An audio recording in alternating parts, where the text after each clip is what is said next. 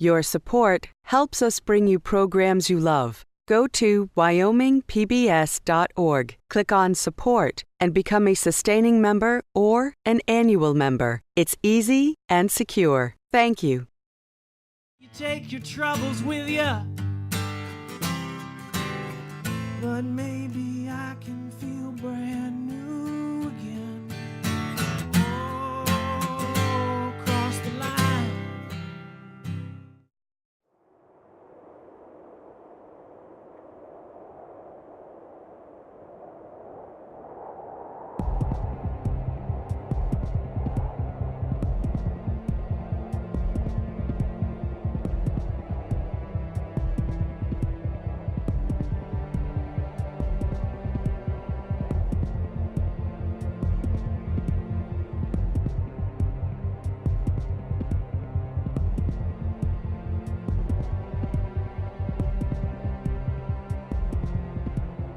The insistent winds that buffet Wyoming's landscape have left their mark on the very texture of the state and on the lives of those who call it home.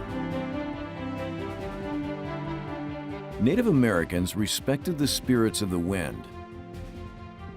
Pioneers endured the tempests on their epic journey west. Ranchers and farmers often cursed it. Well, the wind has always blown in Wyoming, it seems like. When our ancestors settled here, their families would come from back east to visit, and they would ask, how did you ever end up establishing this as your home? And he said, well, in the summer times it's so beautiful and so nice you don't want to leave, and in the winter time it's so miserable and the wind blows so hard you can't leave. Today, the wind still blows in Wyoming, but attitudes towards it are changing. Some see wind as part of a new green revolution. Wind farms are very sustainable and very green from the standpoint of pollution and from the standpoint of carbon footprint.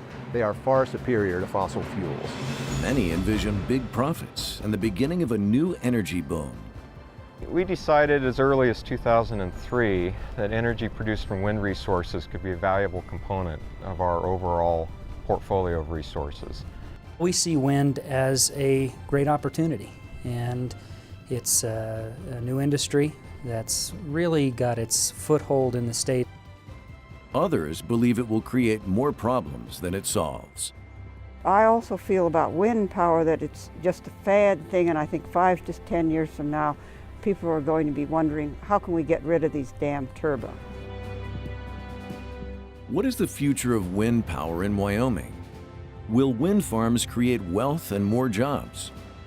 Can they increase state and county revenue? How might they impact natural and historic landscapes? Could they interfere with wildlife? The answers are beginning to emerge as the rush is on to capture the wind.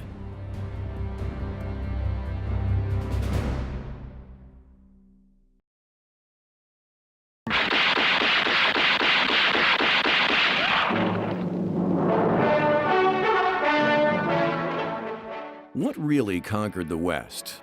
It wasn't the six-shooter or the repeating rifle, the horse, or even the steam locomotive. It was the humble windmill.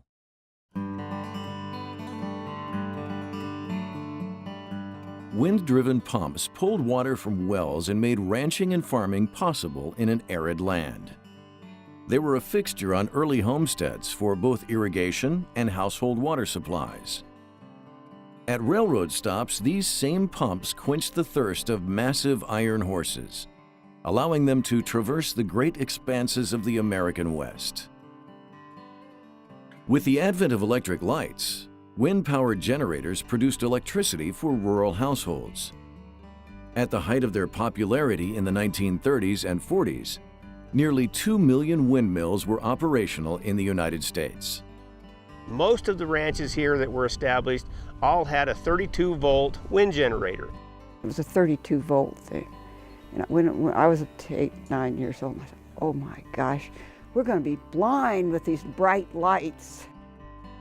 When Franklin Roosevelt signed the Rural Electrification Act, electric lines gradually began reaching remote parts of the nation, including Wyoming.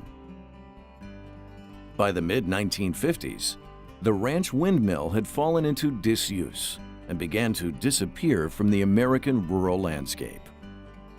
Those are still standing on a couple of the ranches. The blades are there, they still turn, but they're not producing power.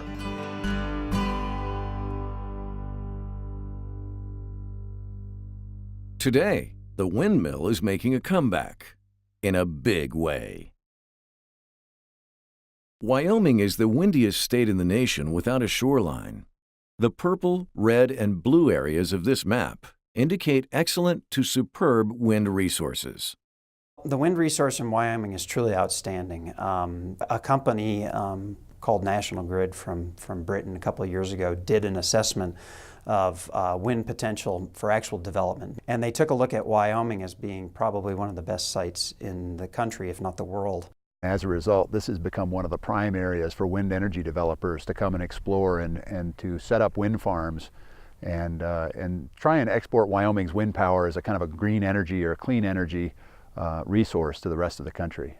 It's so new, and it's hit Wyoming kind of in such a way that I don't think any of us, even those who've been working on this for years like I have, anticipated how fast and the level of interest that we've seen.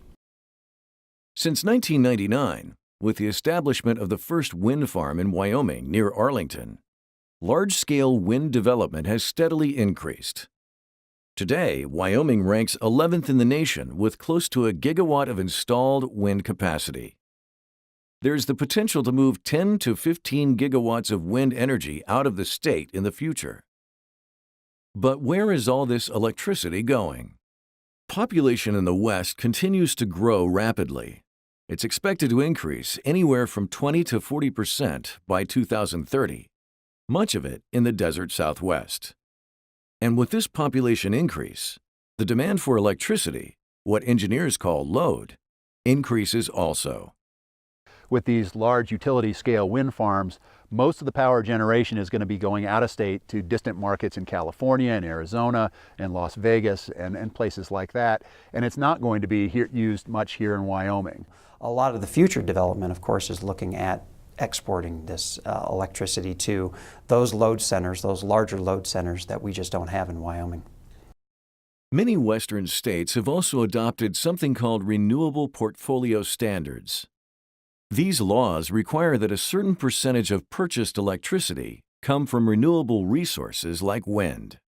Legislations from many of the desert Southwest and the Pacific Northwest states, they have demands for renewable energy that they are going to have difficult time supplying by themselves or anywhere on the West Coast. Renewable portfolio standards encourage competition and innovation to deliver renewable energy at the lowest possible cost, competing directly with traditional energy sources like coal. In the long run, it is hoped that these standards will cut carbon emissions, reduce pollution, and help stem the tide of climate change. Clearly, the climate is changing. All of the details of what that's going to mean have not been fleshed out, and there's a lot of disagreement among experts as to whether that means we're going to have drier climate or whether we're going to have wetter climate, but it seems that we're going to have warmer climate, and certainly to the greater extent that we can wean ourselves off of fossil fuels and bring in clean renewable energy that's not contributing to the problem, we will not make the problem worse.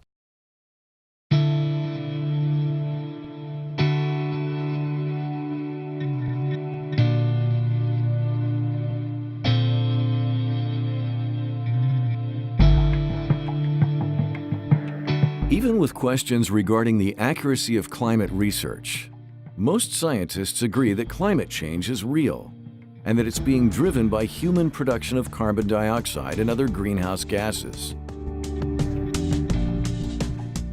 Carbon dioxide, or CO2, is a colorless, odorless gas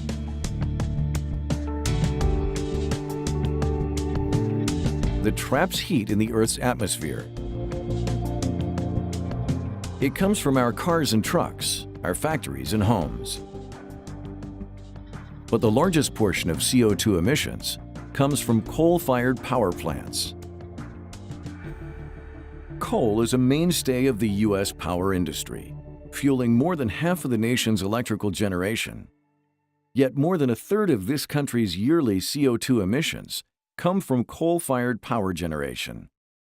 The industry is working to develop new clean coal and carbon sequestration technologies to bring this figure down. But these efforts are still in the experimental stage. With its massive Powder River coal reserves, Wyoming produces about 450 million tons of coal each year, representing about 40% of the nation's coal supply. Most of it is shipped to 140 different utilities in 40 states.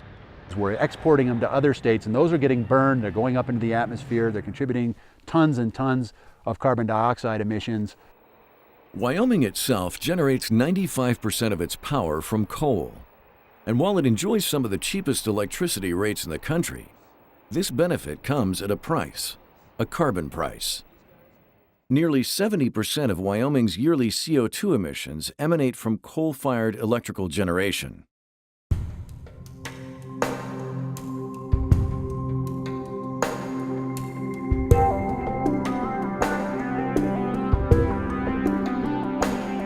Climate change is a serious environmental threat. It is projected to cause melting glaciers, rising sea levels, and changes in wildlife habitat.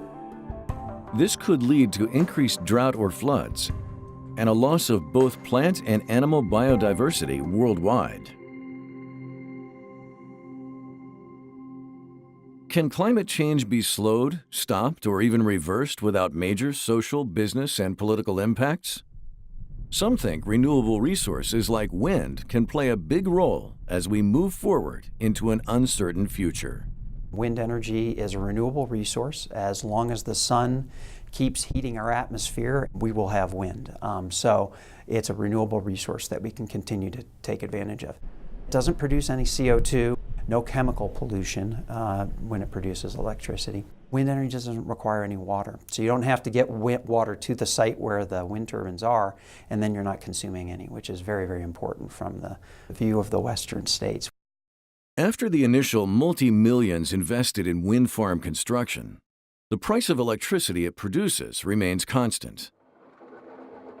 Because it uses zero fuel, wind-generated electricity is not subject to the ups and downs of the fossil fuel energy markets. In fact, this stability can actually help lower overall energy prices. But how exactly does a wind turbine work?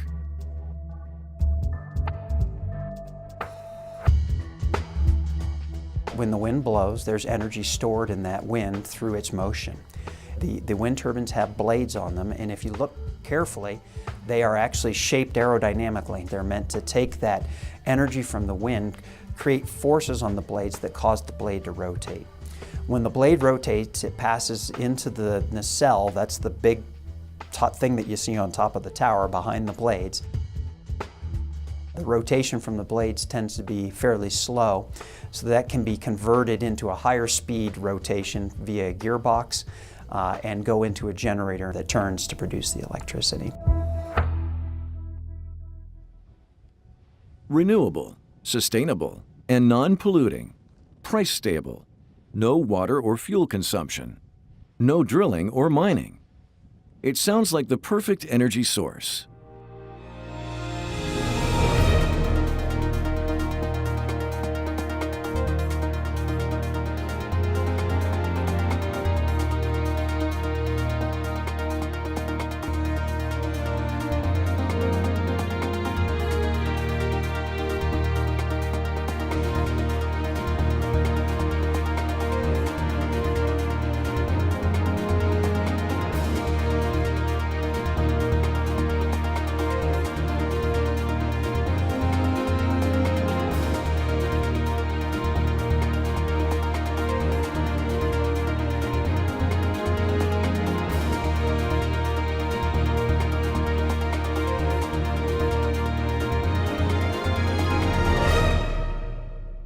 But like many renewables, wind power has its downside.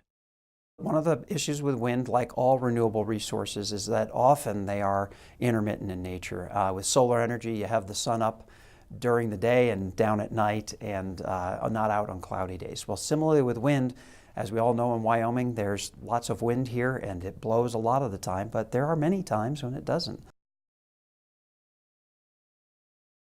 Because of this intermittency, wind is not practical as a source of baseload power, the power that supplies our homes, businesses, and factories 24 hours a day, 365 days a year. All it can do for now is supplement conventional energy sources like coal, natural gas, and hydro, which can easily ramp up or down depending on demand. But that could change with advances in storage technology. Storage technology, the ability to store large amounts, large quantities of electricity, is something that's actively being researched now. Another disadvantage of wind power is distance. The best sites are often very remote from where people live. Long transmission lines must be constructed from where the electricity is generated to where it's needed. Well, I think one of the real bottlenecks for wind power development in Wyoming is the availability of transmission lines to carry those wind power resources out of the state to distant markets. We do need more transmission in the state if we are going to take advantage of the capacity that we have. There hasn't been any major transmission construction in Wyoming for decades. And this grid is in need of upgrade, particularly if we're going to develop additional electric generation resources like wind generation and have the ability to move those resources to markets. An additional negative aspect of wind power is the sheer size of the machines. Industrial-scale turbines like those currently being employed in Wyoming have towers that rise up 200 to 300 feet.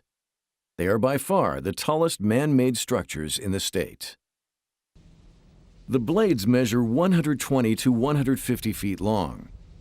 Turning at 10 to 20 revolutions per minute, they sweep an area up to 1.5 acres in size, larger than the wingspan of a 747. The rectangular structure at the top, called the nacelle, contains all the mechanical and electronic components. They may not look like much from a distance, but nacelles can be the size of a school bus. Finally, the weight of these structures tips the scales at about 150 to 250 tons. That's without their concrete foundations, which can add up to another 200 tons. So we're talking big here. Really, really big. Which begs the question, where do you put these industrial giants? And how do you regulate them? Whenever you have something of that size and scope on the landscape, people are obviously concerned about surface values, wildlife, view sheds, and those sorts of things. When we put up wind turbines, we know that you see them on the horizon. These are very large machines. You can see these things for a long way. In terms of regulations and permitting at the state level, we really have the Industrial Siting Council that reviews all industrial-sized projects, and most of them these days meet the jurisdictional threshold for the agency to take control over them. So what we're really looking at is a two-pronged review by the Industrial Siting Council. The first part of it, of course, is socioeconomics. What are the socioeconomic impacts, and how do we mitigate those impacts for the local community? The second piece is environmental, and that will entail, obviously, wildlife reviews, making sure the runoff and the erosion is controlled, making sure that the other environmental things are addressed, and that could include view sheds, historic trails, protection, and those sorts of things. Well, as clean as wind energy is, it's not the kind of thing that you would want to put in right in the middle of a special landscape. For instance, you wouldn't want to have a wind farm right in front of the Teton Range in Grand Teton National Park.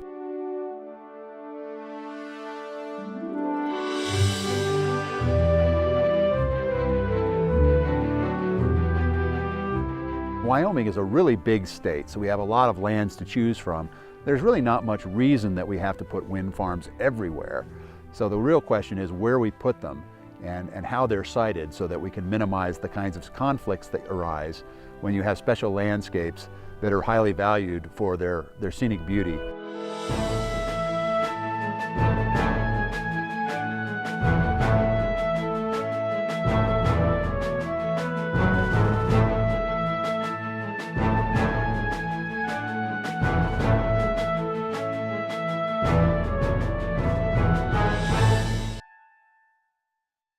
Other factors like historic features and cultural resources also come into play when locating a wind farm. Historic features are actually protected under federal law, and the federal law states that not only do you have to protect the actual structure, historic structure or site itself, but you have to protect the setting. And regardless of whether you think wind turbines are beautiful or an eyesore, everybody pretty much agrees that they're not very consistent with the historic qualities of a landscape.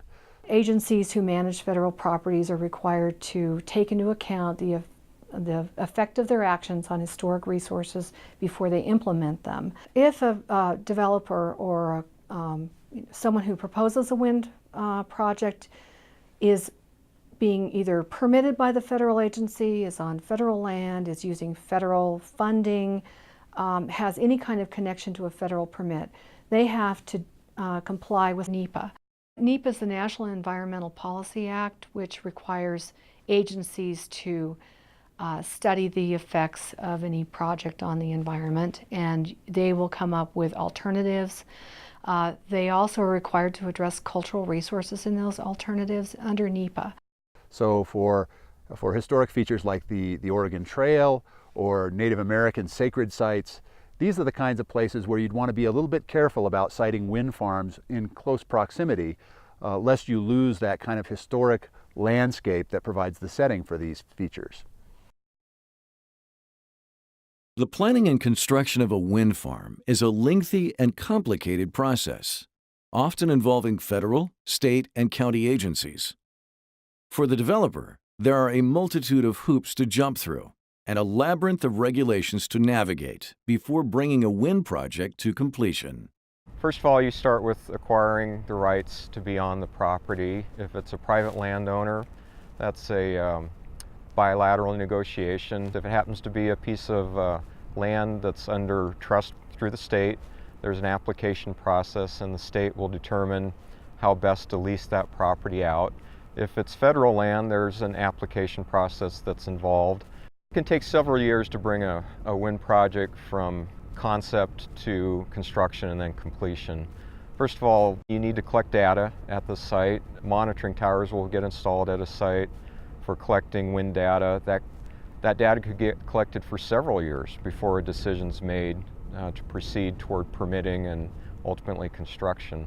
The permitting process itself is a good process in the state of Wyoming. It evaluates upwards to 13 different areas ranging from scenic resources to environmental to any number of other issues, as well as any other specific issues applicable to a project site. Ultimately, once construction starts, construction can go rather quickly. It can be pretty much done from start to finish in 6 months. But another important aspect of the overall development process is the interconnection process to the transmission system. Currently, there are 6 major transmission projects slated for development in Wyoming. Proposed transmission projects, all of them but one, would actually be larger projects in terms of the lines used than any existing transmission line in the state of Wyoming. These are by and large potentially 500 kV lines or 1,000 kilovolts. The largest existing line is a 345 kV line, and these are huge projects. Wind farms require high-capacity transmission lines to move their product to market. And often, transmission line developers want to see power generation in place before committing to such large projects. So, which comes first, the chicken or the egg? In a perfect world, they would be developed concurrently. It's a shorter time frame to develop the wind resource, a year and a half, 2 years or less. It's a much longer time frame to develop the large transmission project, 5, 7, potentially 10 years. You work in cooperative fashion between the transmission developer and the wind projects to sync the project timing as close together to the construction phase for the transmission project. Once the myriad details and logistics of building a wind farm and connecting it to the grid are worked out, what are the economic benefits? What can be expected in terms of jobs, taxes, and other revenues to nearby communities, county and state governments? How big an economic engine can wind power be? And it's very clear that once you have a wind farm, you are going to have some maintenance personnel that are going to be here for the life of the wind farm to keep it running. Those are going to be good paying jobs that are there for the local economies. Once they actually do start construction, it can be quite a boom, literally, for a community. They go up quick, but that usually means they've got a lot of people in. About 250 to 300 people at the peak. And so you start looking at smaller communities and that influx of folks, pretty positive in most cases. I mean, your restaurants fill up, your hotels fill up, your campgrounds fill up. Wind farms are typically put in rural locations. These rural locations benefit from everything from the construction that goes on to property taxes that go on to sales taxes for both the service items and the original construction materials. Anytime you have any major construction, you're going to have every aspect of really good, healthy economic growth to the loads on your infrastructure. You got a lot of folks coming and going, they're spending the money, that's great. But they also do load down some of your services. We hear a mixed bag on the jobs front. On some accounts we hear that these are going to be high-paying, really good jobs out there that are really going to fill our communities, not only with people that have a good job and that pay sales tax and have a home and that, but they also participate in the community, serve on school boards and that. And then on the other hand, we hear that the experience in some other communities has been that the jobs are very short-term, they're construction-based, and you may get 4 or 5 decent-paying jobs. The governor's view really has been that beyond the sites themselves, the wind farms themselves, that we could find some way to attract manufacturing jobs. The biggest challenge with attracting large industry is the first question they have is how many workers do you have and what is their skill level? You have to produce a workforce. In order to do that, you either have to attract or develop a workforce. The Laramie County Community College in Cheyenne has one of the premier programs for wind energy technicians in the country. We are developing people that will maintain the turbines. If we can develop similar things for manufacturing, we would be able to attract that workforce to Wyoming. We've done it with the oil and gas industry and the coal industry to create that next generation of worker, and we're hoping that we're preparing the next generation of worker for wind. And it dovetail very nicely into the energy economy that we already have in Wyoming. So I don't look at wind competing with our other resources, I look at it as complementary to our other resources. Can wind farms be expected to deliver the kind of revenue the state derives from oil, gas, and minerals? Because the industry is still relatively undeveloped, probably not anytime soon.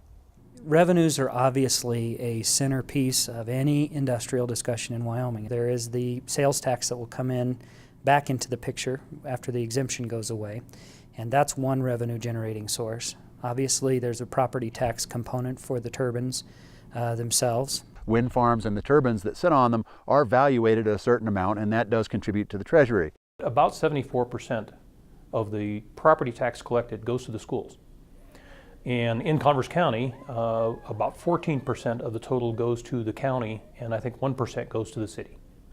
And so it sounds really good, but 14 cents on the tax dollar doesn't add that much to the bottom line.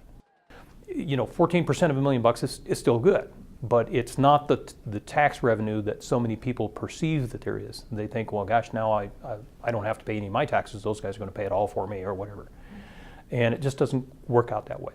And so, in fact, in many cases, to be quite honest with you, the added burden of some of the road requirements, again, some of the issues, especially during construction, are not met by that property tax. There has been some discussion about a generation tax going forward. We tax the production of a coal mine, we tax the production of an oil well, we tax the production of a gas well.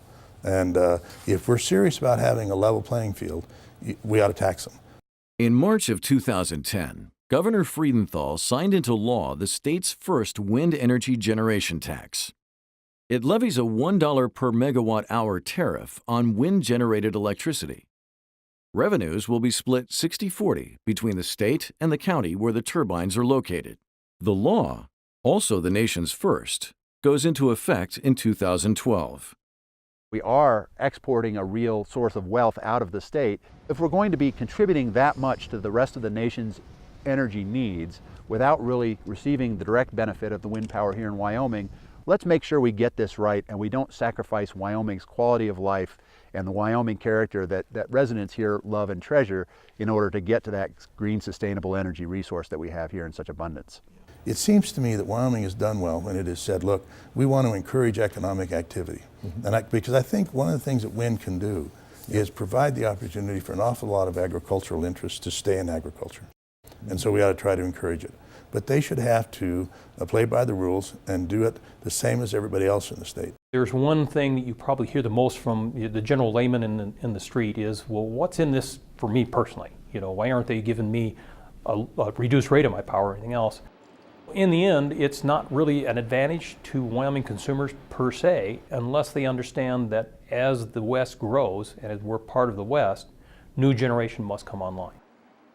While most Wyoming citizens won't realize much in the way of personal financial gain from wind farms, there are some property owners who could see a real windfall, especially when they band together and form a united front. Out in the open plains where there is a lot of interest in the wind, and the landowners out there are doing their best to attract it. We have landowner associations and such that are actually doing their best to connect with the wind developers.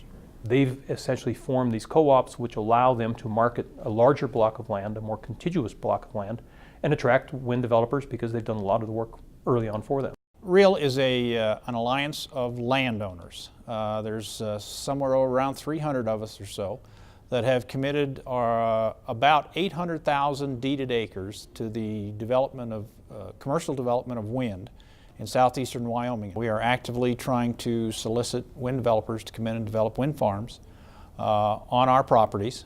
There's a tendency for wind developers to come in and work one landowner at a time. You don't know, because of confidentiality agreements, you don't know what your neighbor's getting or what your neighbor's doing. When you get a bunch of landowners together in the individual wind associations, you have a little value-added product to be able to market to wind developers. You can go in and say, we have, in this case, 12,000 deeded acres right here in one spot. Here's the wind data, here's the land, we want to talk to you, and you can negotiate a better deal. And of course, by doing that, you make sure that you're not fighting battles with neighbors that don't want wind farms later down the road. You can kind of see how those politics are going to shake out in advance.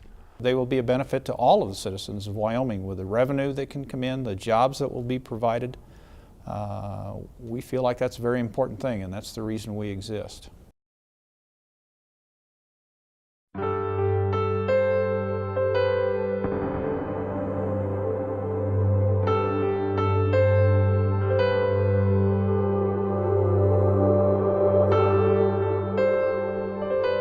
With nearly 98,000 square miles of land, 2 national parks, and 27 million acres of public land, Wyoming is home to a great abundance of wildlife.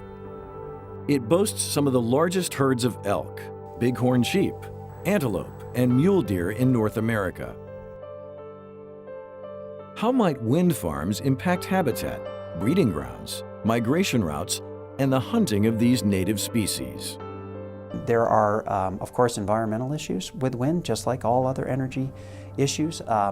They definitely impact the land where you build them, so you have to very carefully choose where you want to site those, where you're not going to impact wildlife, where you're not going to impact habitat, or you're going to have minimal impact. So you have to plan those things carefully. Big game crucial winter ranges and migration corridors and the possible impact that wind farms might have on them are one of the big unknowns here with wind development.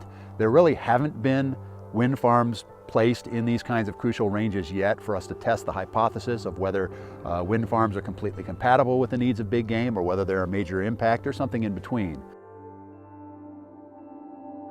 There's some anecdotal evidence that perhaps big game species, particularly pronghorn antelope, use areas around wind farms, particularly in areas where hunting is prohibited.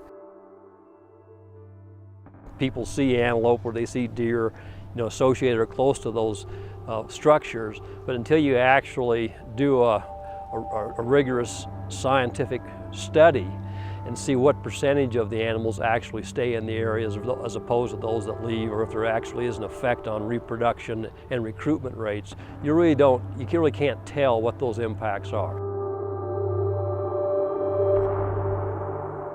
Effects of wind energy development on other wildlife, again, is a mixed bag as far as what we know. There's been research done on migratory birds, raptors, and bats. And depending on where you site those, if you site wind farms close to concentration areas or migration paths, there is quite a bit of mortality associated with those particular species because they strike the blades.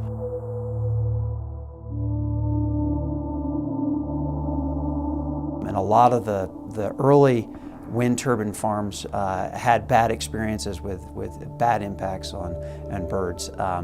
And particularly there was a wind farm in California at Altamont Pass, just east of the San Francisco Bay Area, where we learned a lot of the mistakes of how not to put up a wind farm so it impacts birds. Now, in Wyoming, we do have raptor concentration areas and bald eagle roost sites and areas that are very sensitive for raptors. They're widely scattered across the landscape, relatively simple to avoid. And to date, the wind turbine facilities that we have here in Wyoming have fairly low rates of raptor kill because of the happy accident that we have built them in areas where the raptors are not dense and they're not migrating.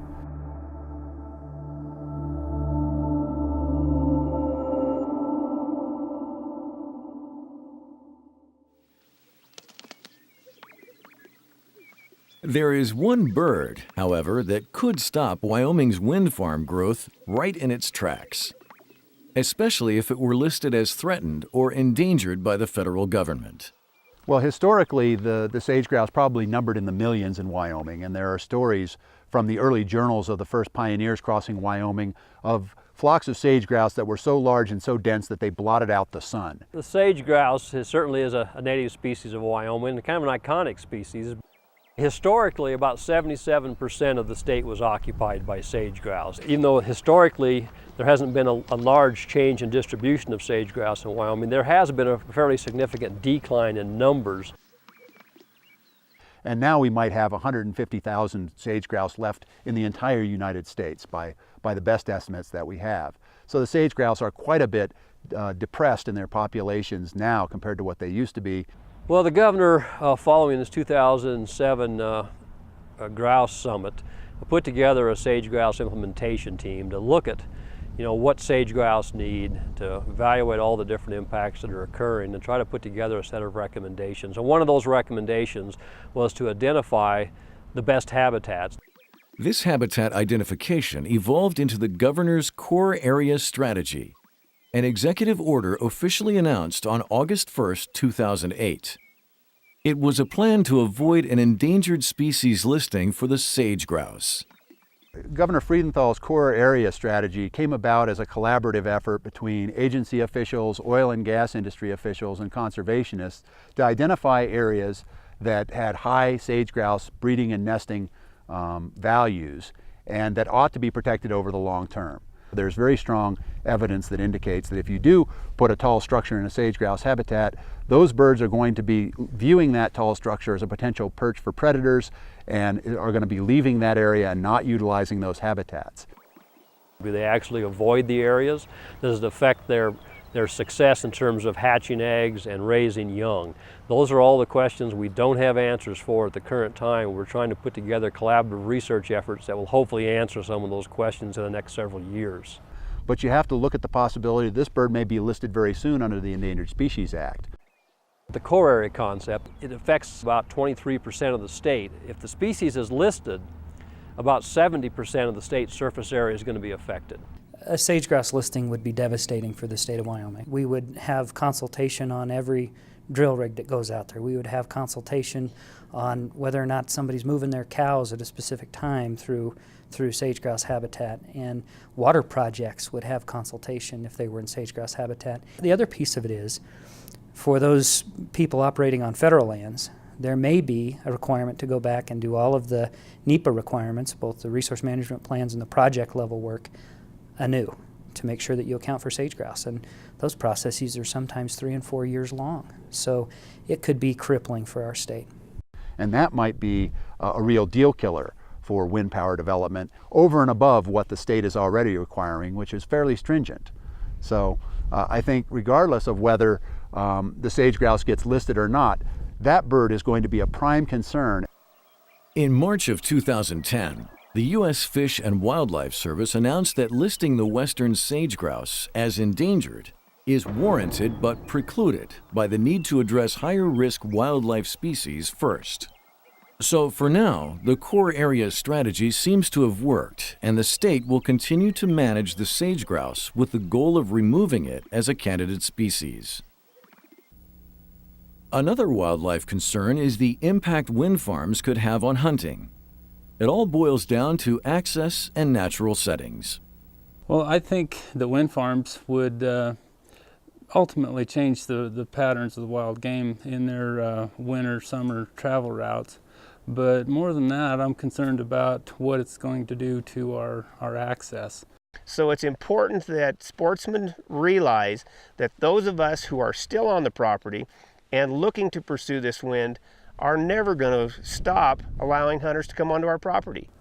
The open spaces that the people of Wyoming prefer, the hunting opportunities that most of our members offer the public, because most of the land in Reel is open for public hunting in one form or another. When you have the opportunity to continue that for a while longer by developing a resource like the wind, to where about every 100 acres there's a turbine, and that turbine takes less than a half an acre of ground. Okay? It doesn't interfere with the ranching operation. It doesn't interfere with the wildlife and the hunting. Well, there have been some wind farms that have been constructed on private lands where hunting access has been interrupted. And it's unclear at this point whether that's necessarily has to be the case or not. And the other question is how much do hunters want to hunt in a wind farm?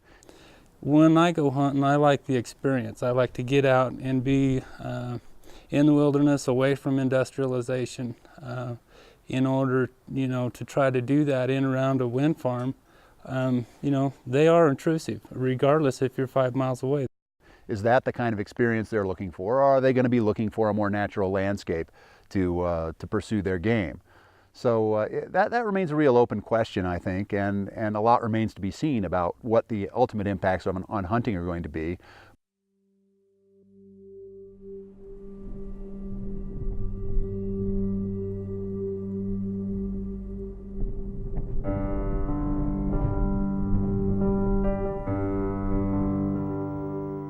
Wildlife, view sheds, special and historic landscapes, transmission lines. All of the issues swirling around wind power are coming to a head in the Northern Laramie Mountains southeast of Casper.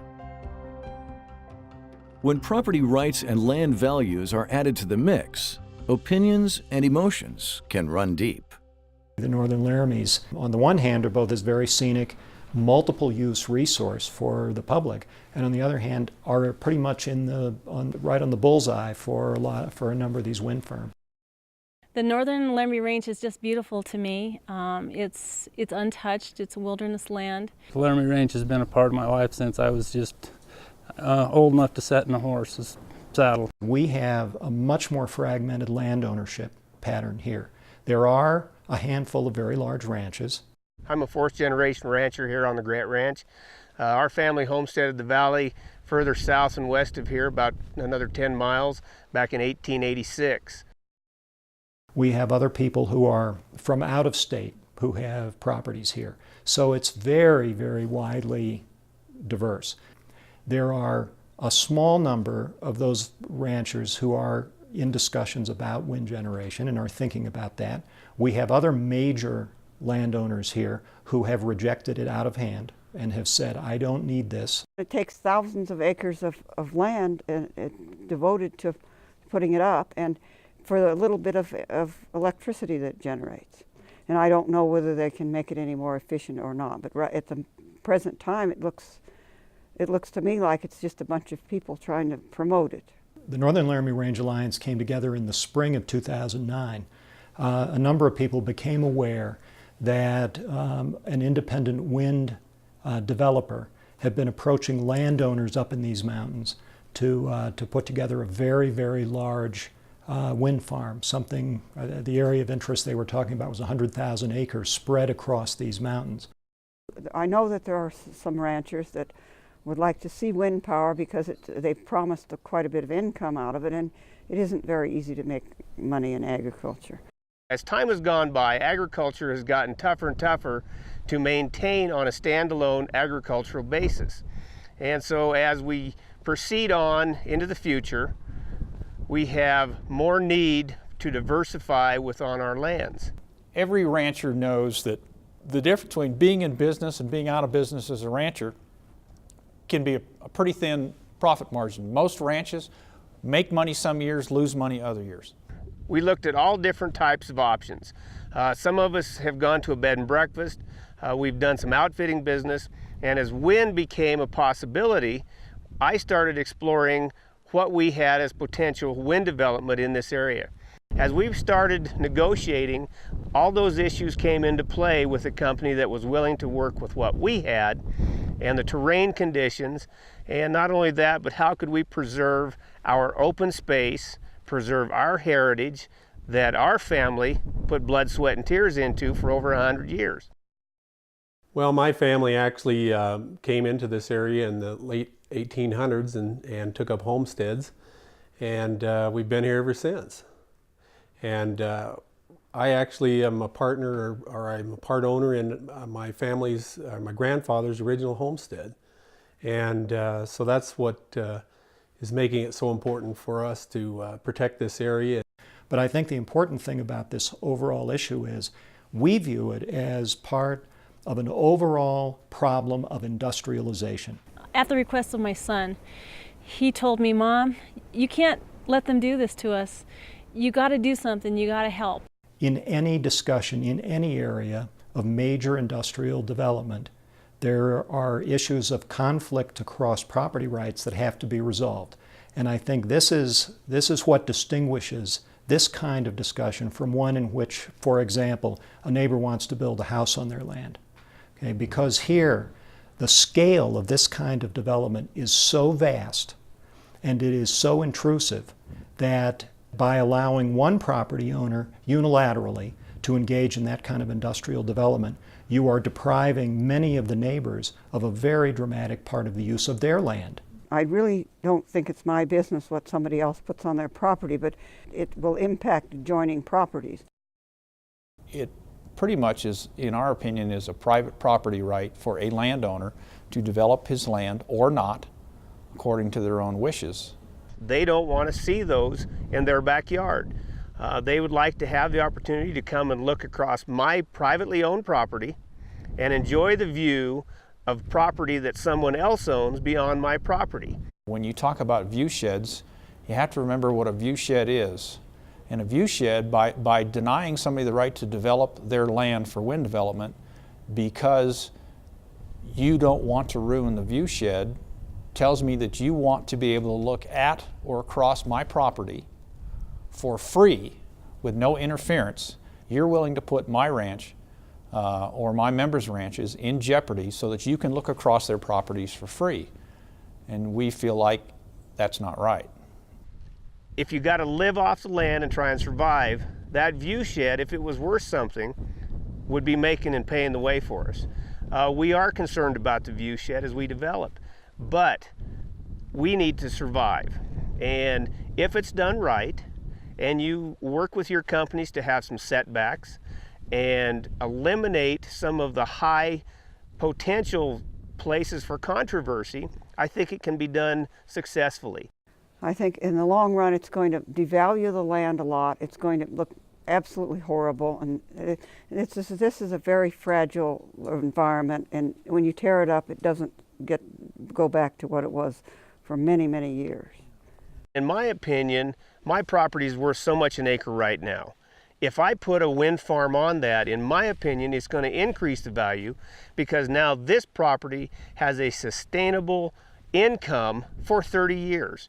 That makes my property worth more if I ever try to sell it. But on the other hand, I won't plan to sell it if I have a reasonable income and want to hang on to it. It does not change what you can do to that property. It still has the recreational value. It still has the agricultural values to it, and it still creates open spaces for this state, which is something that we're big in maintaining. With our property, we don't have access to electricity currently, and we have, propane lights and things in our cabin, and our children have been allowed to experience that. They've really come to appreciate it and appreciate what our forefathers, how they lived. And I have a grandson that I want to be able to experience that as well, and actually understand that as a value of the area. I have a son who's the 5th generation who plans to continue ranching, and we look forward to hopefully having several more generations stay here. If a rancher is concerned enough to believe that wind is the only way to go, I would hope that they have exhausted all the other approaches that are out there to make their operation pay. Because of the scale of this industrial development, this is an issue in which there needs to be an open public decision about what is in the interests of a community, because this has a community-wide kind of impact.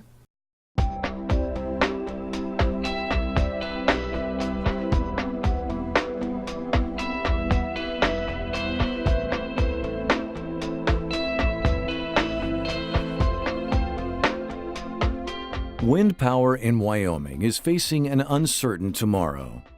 With all the development over the past decade, many new wind farms are on hold until a variety of issues are sorted out.